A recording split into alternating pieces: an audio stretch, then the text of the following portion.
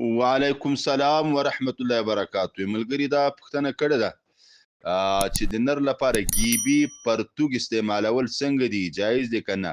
وروره بالکل نه ده جایز.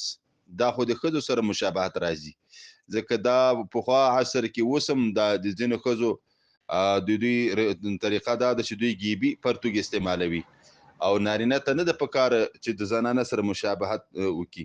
حدیث کې لعنت ذکر کړی سوی ده په هغه نارینهو باندې چې ځان د زنانو سره په لباس و غیره ذالکه کې مشابه کوي. والسلام. ملګرو په دې هیله چې ټول به روغ او جوړ اوسئ. تاسو هم کولی شئ چې خپلې دیني پوښتنې د ویډیو په کمنټ کې راولېږئ تر څو مفتي صاحب درته ځواب کړي. ملګرو زموږ دا پوسټونه تر نور ملګرو د ثواب په نیت شیر کوئ تر څو هر یو مسلمان د دې هر یو مسلې خبر او پوه شي. السلام علیکم.